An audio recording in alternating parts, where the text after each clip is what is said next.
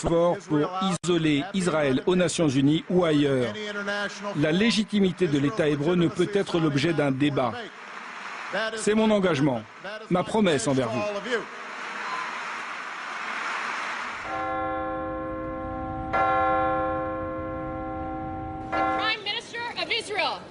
Cette année, au lendemain du gala de l'AIPAC, Benjamin Netanyahou s'est rendu au Congrès.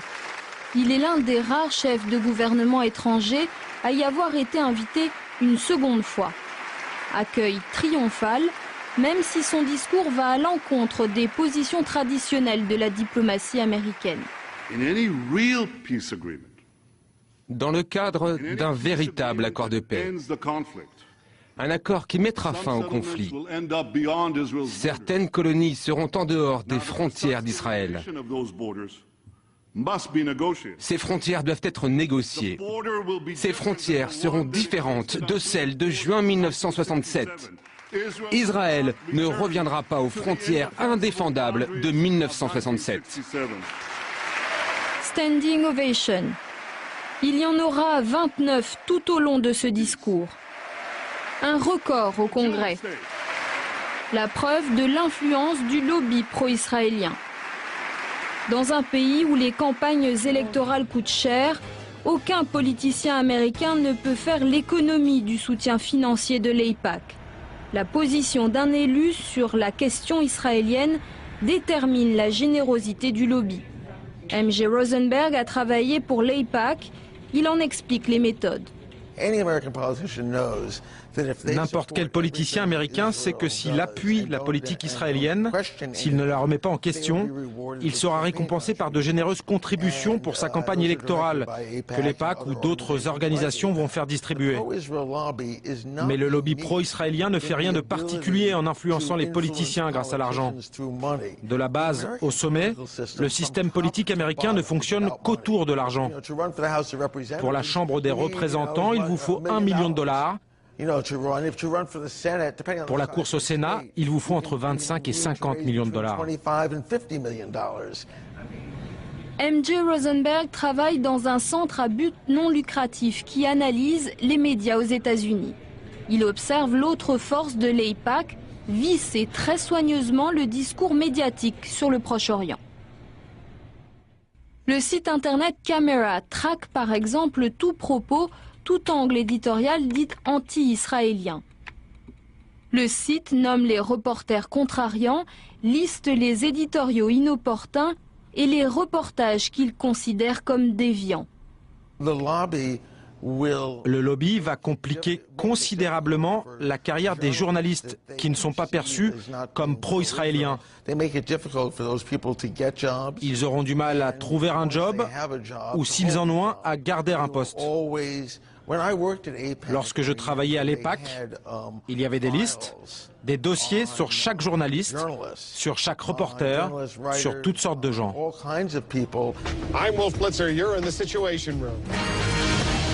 Mais on n'est jamais mieux servi que par soi-même. À CNN, le présentateur vedette Wolf Blitzer décroche régulièrement des exclusivités sur Israël. Son réseau de contacts est exceptionnel. Il faut dire que ce journaliste, a priori neutre, est un ancien membre de l'AIPAC. Il a pu y peaufiner son carnet d'adresses. La communauté juive américaine est naturellement sensible au sort de l'État hébreu. Mais les juifs, majoritairement démocrates, ne représentent qu'1,75% de la population des États-Unis. Réduire le soutien américain à Israël au seul poids de cette communauté serait une erreur. Il y a aussi les chrétiens évangéliques qui sont devenus les champions de l'alliance israélo-américaine. S'estimant investis d'une mission divine, une partie d'entre eux pense avoir un devoir religieux envers Israël. Le pasteur Land est ce que l'on appelle un chrétien sioniste. L'installation, ou plutôt la réinstallation d'Israël au XXe siècle est la réalisation d'une prophétie biblique. Pour les chrétiens évangéliques, les Juifs sont le peuple choisi par Dieu. Dieu bénit ceux qui bénissent les Juifs, et Dieu maudit ceux qui maudissent les Juifs. Si nous voulons que Dieu bénisse l'Amérique, Notre nation doit avoir une politique pro-israélienne. Israël est devenu le cheval de bataille des chrétiens sionistes.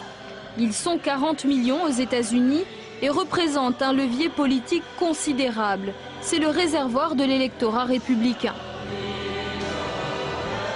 Eux aussi ont leur vedette télévisuelle, Glenn Beck, un ancien éditorialiste de la chaîne d'information conservatrice Fox News. Ces émissions sont une tribune pour le sionisme chrétien. I stand tonight with Israel. En août 2011, Glenn Beck a organisé une tournée en Terre Sainte pour soutenir l'État hébreu. Ses fans sont venus par centaines. Des croyants américains rassemblés pour écouter les paroles de l'animateur au pied des lieux saints.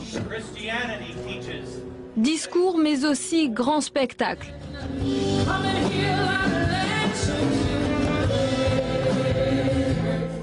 L'événement est diffusé dans le monde entier.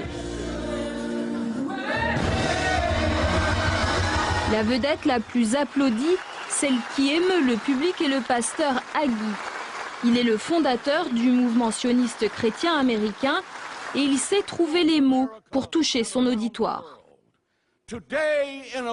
Aujourd'hui, dans le monde libre, notre plus grande gloire, c'est de dire « Je suis un Israélien ».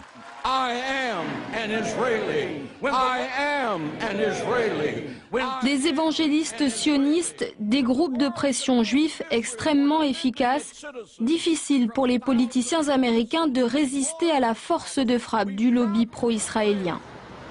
Cet été, 81 membres du Congrès sont venus en visite en Israël, tout frais payés par l'AIPAC.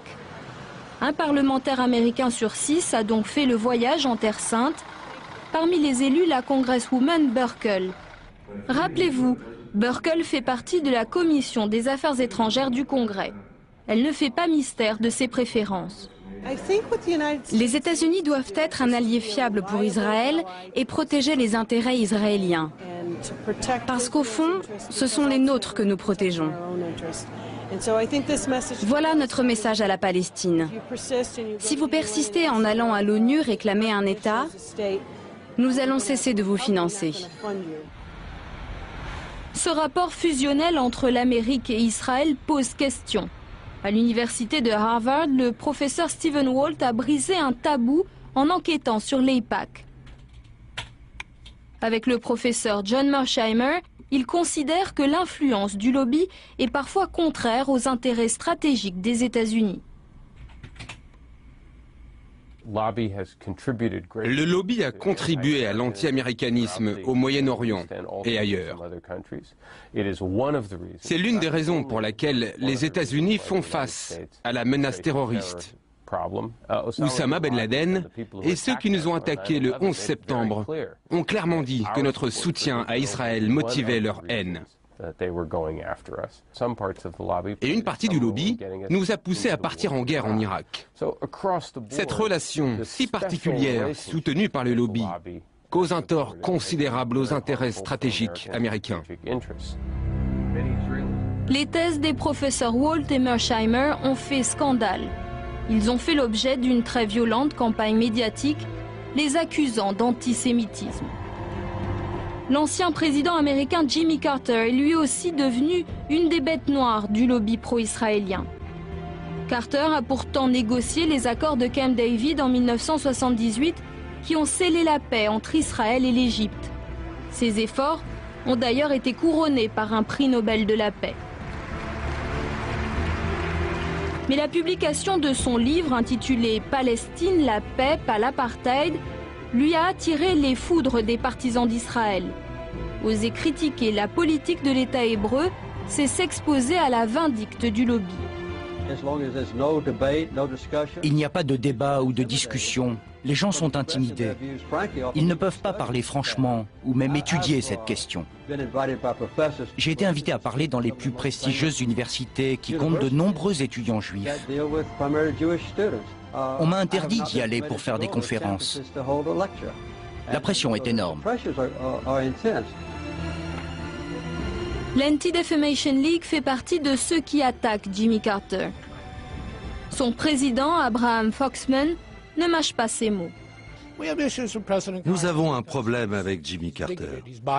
Il est intolérant, partial. Il est tellement acquis au récit palestinien qu'il frise parfois l'antisémitisme. Dire qu'il y a un lobby juif qui contrôle la politique américaine, c'est du sectarisme. Certes, cela n'enlève rien à ses efforts pour la paix. Il a reçu un prix Nobel pour cela. Mais les gens peuvent changer. Je crois qu'il a un problème avec Israël et les Juifs. C'est son problème. La Maison-Blanche est bien obligée de tenir compte du poids du lobby qui pèse lourdement sur les négociations de paix. Ancien conseiller diplomatique de Bill Clinton, Robert Malley explique que la partialité des États-Unis ne fait aucun doute. Les États-Unis ont toujours dit clairement, depuis que les négociations ont commencé et avant, qu'ils étaient partie prenante dans le sens qu'ils étaient très proches d'Israël. Donc la question n'est pas une question de neutralité, pour moi c'est une question d'efficacité. Est-ce que tout en étant biaisé dans la relation dans le triangle États-Unis, Israël, Palestine, tout en étant biaisé, est-ce que les États-Unis peuvent être un médiateur efficace? Je crois que par moment dans leur histoire, ils ont prouvé qu'ils pouvaient l'être, et pendant d'autres périodes, ils ont prouvé le contraire. Depuis les accords d'Oslo en 1993, l'efficacité de la diplomatie américaine est en panne. Bill Clinton a tenté de pousser les partis à White River Plantation puis Camp David, sans succès. George W. Bush a parrainé les discussions de tabac puis la conférence d'Annapolis en 2007, sans plus de résultats. Barack Obama a lui fait rêver le monde arabe en promettant un État palestinien lors de son discours historique au Caire, il y a 2 ans. Assalamu alaikum. Ses origines musulmanes ont fait espérer aux Arabes un président plus attentif aux revendications palestiniennes. Son appel à faire cesser l'avancée des colonies israéliennes a eu un écho considérable. Les États-Unis n'acceptent pas la légitimité de la continuation des colonies israéliennes. Ces constructions constituent une violation des accords passés et portent préjudice aux efforts de paix. Malgré les convictions affichées, le président Obama ne fera pas mieux que ses prédécesseurs. Comme eux, il n'empêchera pas la construction de nouvelles colonies en Cisjordanie et à Jérusalem-Est. Car Barack Obama est un politicien en campagne pour sa réélection et les réalités de la carte électorale américaine lui interdisent de s'aliéner le lobby pro-israélien. On comprend mieux alors son rejet de la candidature palestinienne à l'ONU. La paix est un travail difficile. La paix n'arrive pas par des déclarations ou des résolutions aux Nations Unies. Si c'était aussi simple que cela, ce serait déjà fait. L'engagement de l'Amérique aux côtés de la sécurité d'Israël est inébranlable. Notre amitié avec Israël est profonde et solide. Et pour enfoncer le clou, Barack Obama pose après son discours devant les caméras avec Benjamin Netanyahou pour afficher l'amitié entre Israël et l'Amérique. Une amitié qui coûte cher. Chaque année, Washington verse plus de 3 milliards de dollars en aide directe à l'État hébreu.